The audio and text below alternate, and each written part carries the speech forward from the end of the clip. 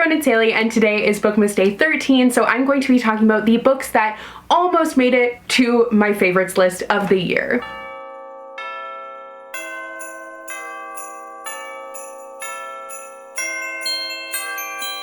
Yesterday for Bookmas Day 12, we talked about my surprising and disappointing books of the year, so I will link that down below for you guys just in case you missed it, as well as the entire Bookmas playlist so you guys can get caught up. But today I'm really excited for this idea actually, because one of the things with Bookmas is I end up repeating quite a few books because I'm just choosing from the same handful of books, so it's kind of inevitable, but I do try to do whatever I can to prevent that from happening. However, it's a little bit hard. But there are some books that I really enjoyed that I don't always get to talk about a lot, so I decided to do this video. I think it's a pretty good way of circumventing that. So essentially these are like 4 stars, 4.5, that sort of area. Some of them are even like 3.75 star reads that I really liked, but not quite enough to get to my favorites list, but they are just books that I really enjoyed this year and think are really great and definitely worth checking out if you guys wanted to. I actually have 19 books to talk about today because I had a really hard time narrowing down my list, so I hope you guys are okay with that. So let's just get into it. The first book is Cinderella is Dead by Kalynn Bayron. This is a retelling of Cinderella, obviously, but it is a feminist retelling of it, and the main character, she just wants to be with her girlfriend. She is in love with this girl, but in their world you have to go to this ball once you reach a certain age, and you get 3 chances to be chosen by a man, and if you aren't, then you disappear mysteriously. Now she ends up connecting with one of the last descendants of Cinderella that no one even knows exists, and they team up to try and bring this whole thing down. Super interesting concept, and it definitely did not disappoint me. I thought it was a very unique twist on things that kept me very invested in the story, and I hated the world because of how it operates and how like patriarchal it is. It was disgusting to read about, but I loved watching these characters totally try to bring everything down, and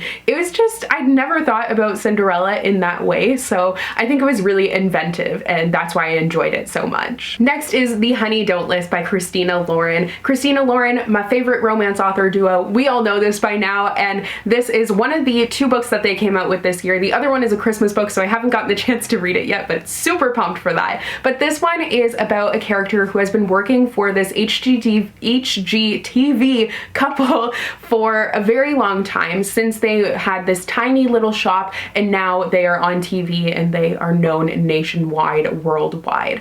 So everything seems great between the 2 of them. They are in love, they make these beautiful houses, but it's not all that it seems. Behind the scenes, their marriage is entirely falling apart, and the person who has to go with them on their book tour for a relationship book, which is ironic, is the main character and the love interest. The love interest is a former engineer who he is now stuck in this job that he doesn't really want at all. So the 2 of them go and they have to try and make sure that this couple doesn't completely lose it. It's so cool because you have 2 romance stories there. It's just very different than a lot of romances that I have read before. I found the characters were very well matched, and I loved hearing more about their stories, and I liked the idea of having this HGTV couple. Like, I love watching HGTV's shows, and I thought it was so enjoyable to read about them, even though like the drama there, they're not really great people either, but like, man, I just wanted to know more. So this was just like honestly a lot of fun for a romance, and I wasn't really sure what to make of the storyline at first, but it definitely worked out really well for me. Next is another adult romance actually, and that is the Bromance Book Club by Lyssa K. Adams.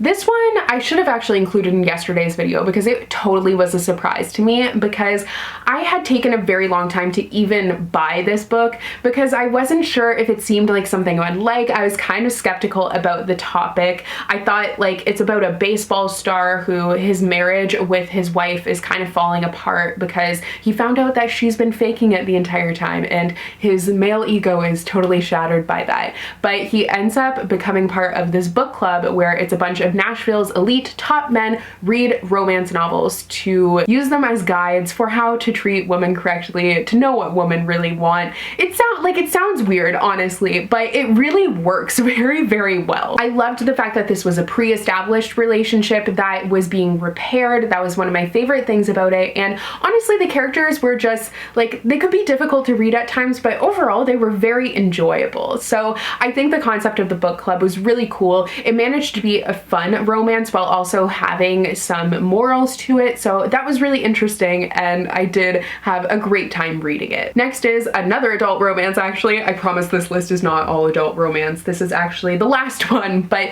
this is a historical one. So it is Bringing Down the Duke by Evie Dunmore. I had this on so many TBRs, and I finally ended up getting to it at the very, very, very end of the year. But it is about a character who gets the opportunity to be part of the first female cohort of students to go to Oxford. So she's super excited, but in exchange for this scholarship, she has to participate and help out with the suffragette movement. Now, she has a target who is this duke who is like right hand to the queen and helps with a lot of the political things there. And that is who she's supposed to convince to support the suffragette movement. But she ends up finding herself falling very, very hard for him. So I loved the Victorian setting of this. I loved the romance, the chemistry between these two characters. I've realized that I think historical romance is something that I need to read more of, because I love historical fiction and I do love romances too. And the combination of the two is just very fun to read. I liked the suffragette movement coming into it as well, and our main character was such a blast to read about. And oh, it was a lot of fun. I didn't really know how much I would like it because it is pretty hyped up, but I definitely think that it lives up to that. Next is A Long Way Down by Jason Reynolds. So I actually read this book twice this year.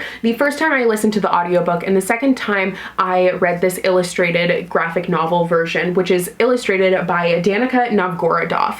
Now, I loved both of them, but I absolutely loved this graphic novel. It totally brought this story to life. It's so powerful. Like, this is set over the course of an elevator ride, and you follow the main character whose brother has just been murdered, and there's a code that he feels he has to follow. So he is going down this elevator with a gun because he is planning on going and killing the person who killed his brother. Now, at each stop on the elevator, different people get on, and like, these illustrations are so beautiful, but different people from his past get on, these ghosts, to kind of like walk him through this and the decision that he is making, which is obviously a really hard decision. This just, I think, was so fantastically done. Such a powerful and poignant story, even though it's told in such a short period of time. It covers such a short period of time, and it's such a quick read, but it managed to completely blow me away in the short time that it took to read it. So definitely worth it. Next is Serious Moonlight by Jenn Bennett. So I read a lot of Jenn Bennett this year. I read 3 of her books, and I can't decide if this one, or I mean, I should just talk about it now. Also on this list is Alex Approximately by Jenn Bennett. I can't decide which of these I liked more. I think it might be Serious Moonlight though, but Serious Moonlight to me is like the perfect fall romance for some reason. It just has those vibes, even though it is definitely set in the summer. But it follows a main character who loves mystery novels, and her love interest is a magician, and they meet at this hotel. Actually, they had a run-in before, but so they meet again at this hotel, and he has her team up with him for this mystery that's happening at the hotel, because there's this reclusive mystery novelist who goes there every day at the same time, and they're trying to figure out what's happening. Now, I think just the mystery aspect of it was fun. I loved the characters together and their chemistry, and also the hobbies that they have I thought was really interesting. And this one just totally brought me to the setting. I believe it's set in Seattle. Yeah, so I loved seeing these two characters, the hotel, everything about it was just such an enjoyable romance. And the same thing for Alex Approximately. This one deals with a character who loves classic movies, and she has been talking to this guy online about them. They've really bonded over it, but she ends up moving to where he lives, but she doesn't tell him that. She just decides to leave it because she's kind of worried that he'll be like creepy. She's not sure about it, but she ends up meeting with the security guard who is, she can't help but start falling for him. And yeah, it's a You've Got Mail retelling, but this definitely, like, after reading Story as in kind of being let down by it, it made me want to read more Jenn Bennett, because she just writes really fun summer romances with vibrant characters, interesting relationships, and different hobbies for all the characters. So it kind of sets them apart from other contemporary romances I've read. Next is Punching the Air by Evie, Zoboi, and Yusef Salaam. So this is a novel that's told in verse, and it also features some illustrations in here. You're you're not gonna, oh wait, there we go. So a little bit of illustration, but it is told by Yusef. Salaam is one of the exonerated 5. So he was falsely accused of a crime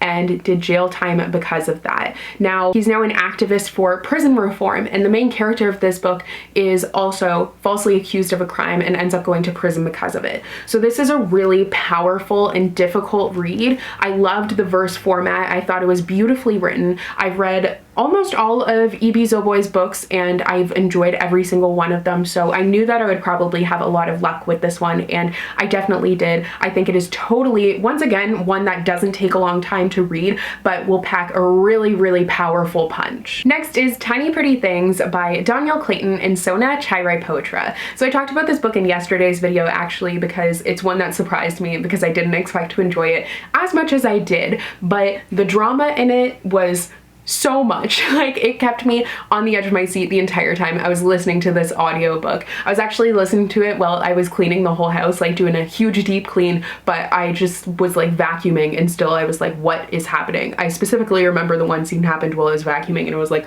oh, this is disgusting, because it was a lot. So definitely a lot of dramatics in this book, but it is set at a Manhattan ballet school and you follow three different characters, and all of them have different like viewpoints on everything. Each viewpoint is super distinctive, so you get a well-rounded look at how this school operates, and the different perspectives that they all have on it are so fascinating to me. So I just had a fabulous time reading this. Like, it was just, I want to see what they're gonna do with the TV show, although I'm really skeptical. I will still watch it. Next is Summer of Salt by Katrina, Leno.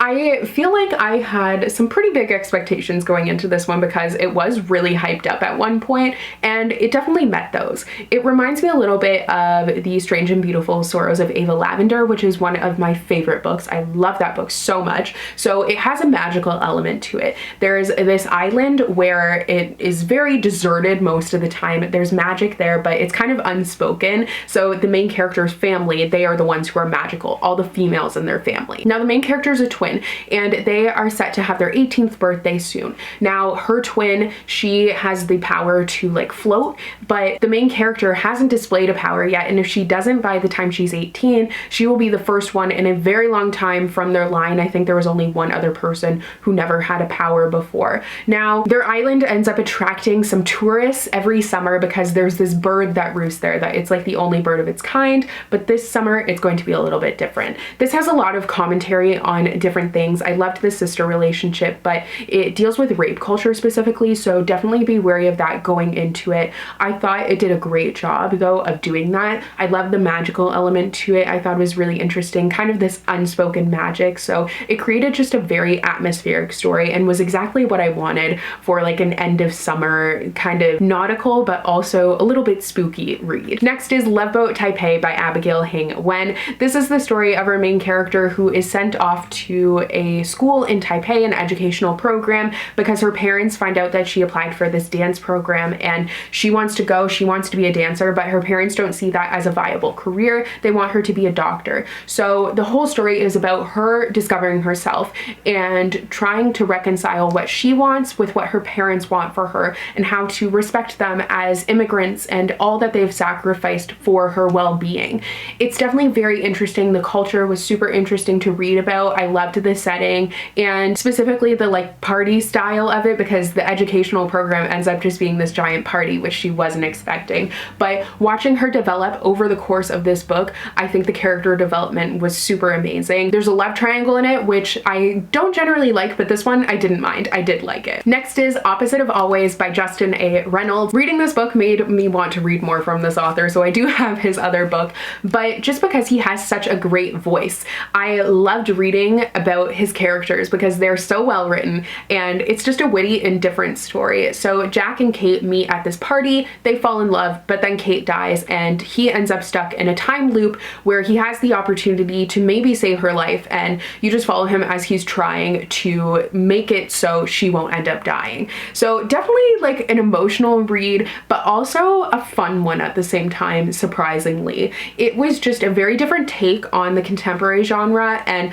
I love a different twist on things. So I listened to the audiobook for this one actually, and the audiobook was really, really well done. I liked it a lot. Next up is Slay by Brittney Morris. So this one, I loved the video game for it. We have a main character who, with this other girl, she has coded this video game. They've made this whole game that celebrates blackness. It's for black people to play and have a safe community space where they can game and not face any racism. So it was such an amazing game, and the concept for everything was really cool. Now in this game, there is a dispute that ends up leading to someone being murdered. So then the main character ends up having to deal with the fallout from that, as no one knows that she's the one who made this game, not even her parents.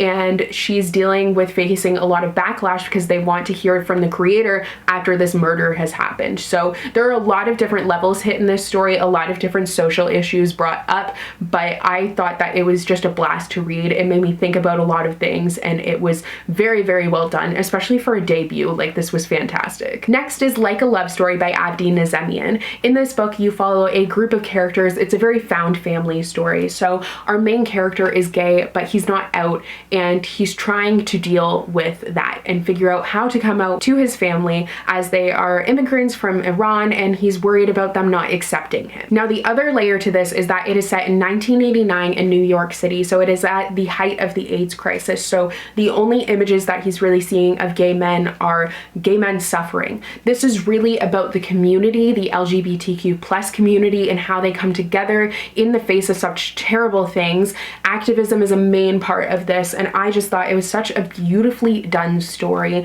I loved all the characters. I loved the found family element to it, and definitely the activism and speaking up, and also trying to discover who you are and how to come out as a gay man. It just was so powerful, and I thought it was really, really well done. Next is American Royals by Katharine McGee. So this book was kind of, once again, a really dramatic read. You follow different characters. Specifically, you follow a princess who is in line for the throne, and then the other one who's not, and I forget who else. Okay, I thought it was. So the twin of the one who isn't in line for the throne, and that is Prince Jefferson. Now, these are special royals because they are American royals, obviously. So instead of taking the presidency at the end of the Revolutionary War, George Washington was offered a crown. So there was a royal family, and these are the descendants of him. So you follow them as they are coming into power, as they're dealing with, like, Beatrice, the one who's in line for the throne, has a lot to live up to. She has a lot of pressure put on her, and then Samantha, the one who isn't, she has a very different view on things. You also get the viewpoints of some characters who aren't even involved in the royal family. They're more like commoners. They do have a connection to it, but I loved that you got so many different perspectives, and there was like a tangled web of romances. Like, it was just a lot, but it was so much fun to read. So I'm really excited to read the sequel, actually, because it came out this past year, but I haven't gotten the chance to read it yet, so soon. Next is Under a Painted Sky by Stacey Lee. This is actually a Western historical fiction, so I haven't read a lot of Westerns. I feel like there's not a lot, and I have mentioned it's not generally something I like. This one also follows the journey narrative that Westerns do, but I really enjoyed this one. So you follow two characters. The one is a Chinese girl who ends up defending herself in an act of self-defense, but it's not going to be taken as such because of who she is, because she's a woman, because she's Chinese. So she ends up fleeing with a fugitive from slavery, and the two of them are trying to survive, trying to make it to California in the hopes of finding new life and being able to be on their own.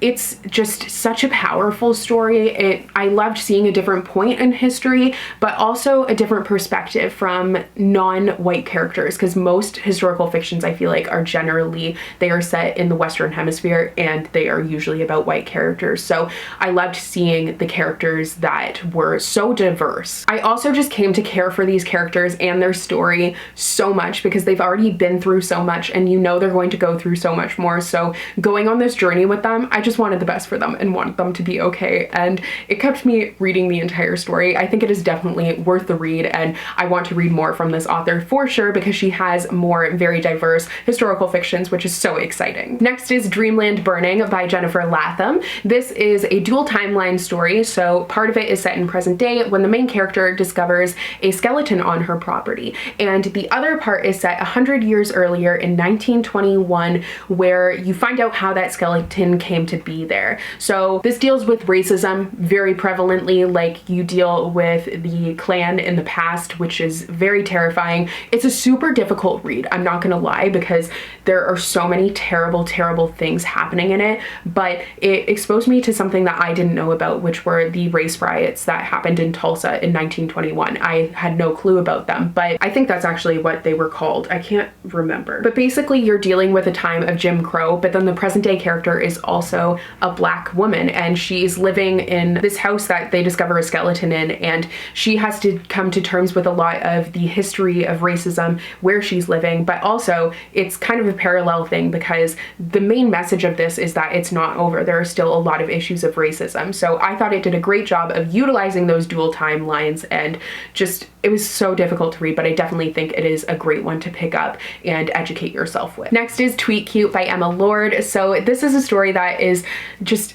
so witty and fun. You follow these teenagers who are both like overachievers, but the one is kind of living in the shadow of his twin brother. The other one is dealing with her family that has kind of been falling apart because they have this fast food restaurant that has completely exploded, become bigger than any of them ever expected, and now she's moved from Nashville to New York City and is just living the big city life but doesn't really want to be. But she runs the Twitter account actually for their restaurant. Now they are coming out with a grilled cheese, which the other character, his family owns a small deli, and they discover that the grilled cheese that the other restaurant is releasing is the recipe from his grandmother, her secret grilled cheese recipe. So they become involved in a Twitter war, but they don't really know that they're in a Twitter war with each other, but they're also in high school together and they're talking in high school, and it's like a little romantic, witty, fun banter story. So cool. Like, it's just a very different idea for a cute romance, and it worked very well for me. And finally is A Song Below Water by Bethany C. Morrow. This is definitely a really interesting and different story. So it's partially contemporary, but partially it has like these magical creatures in it. It's very much an urban fantasy because a lot of it is like reads like a contemporary, but then you also have a bunch of different traditional magical figures thrown in. So for example, the main character is a siren, but sirens experience a lot of prejudice, so she's keeping that to herself.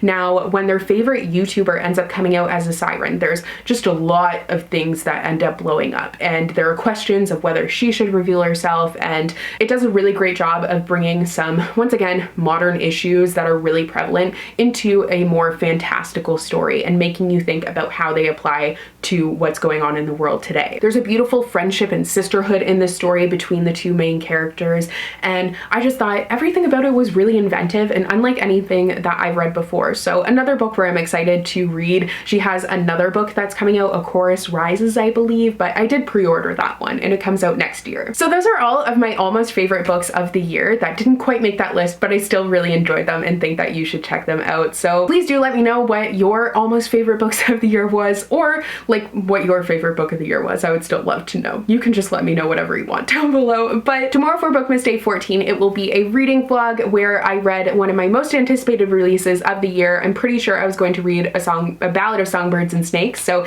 you guys can check that out tomorrow. If you don't want to miss any of the videos that I'm going to be posting, because I will be posting a new video every single day for the entire month of December, then don't forget to click that subscribe button and then also click that bell icon so you'll be notified whenever the new videos go up. But thank you so much for watching. I hope you guys enjoyed, and I will see you tomorrow for that reading vlog. Bye!